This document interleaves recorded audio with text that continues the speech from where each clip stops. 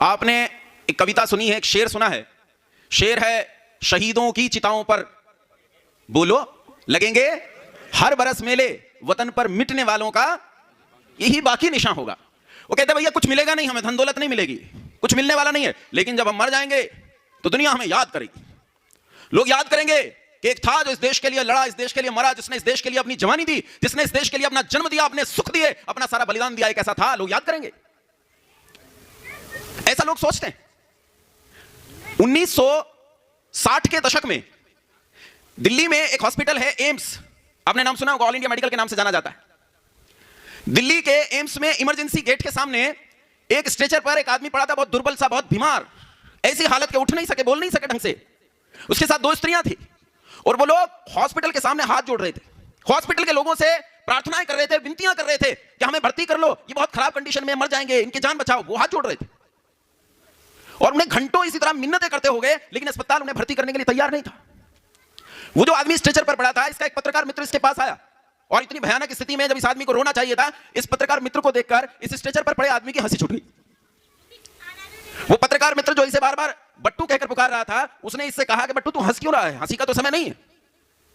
तो इस स्ट्रेचर पर पड़े हुए आदमी ने कहा कि मुझे आज ये सोचकर आश्चर्य हो रहा है कि एक बार 1920 के दशक में मैं इस दिल्ली में आया था।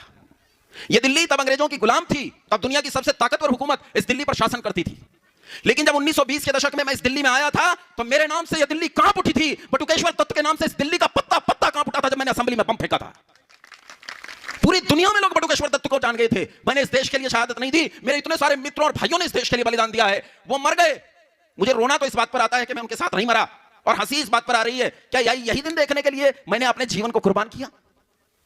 बटुकेश्वर दत्त एम्स में एड़ियां रगड़कर मर गया, वो महान क्रांतिकारी जिसे किताबों में पढ़ाया जाता है, किताबों में पढ़ाया जाता है, वो एम्स के बाहर एड़ियां रगड़कर मर गया। उसे स्थान बड़ी मुश्किल से मिला।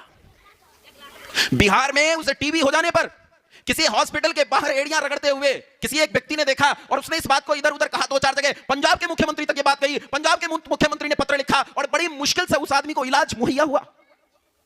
अपनी आजीविका चलाने के लिए उस आदमी के पास कोई साधन नहीं था, तो उसने एक बस का लाइसेंस लेना चाहा। बस का लाइसेंस लेने के लिए बिहार सरकार के यहां उसने अप्लाई किया और यह कहा कि भाई साहब मैं स्वतंत्रता संग्राम सेनानी हूं। बटुकेश्वर दत्त, भगत सिंह, बटुकेश्वर दत्त दोनों ने बम फेंका था असेंबली में, एक को फांसी हो गई, एक को कुछ साल की सजा होकर छूट गया। उसकी हालत क्या है आजाद देश में?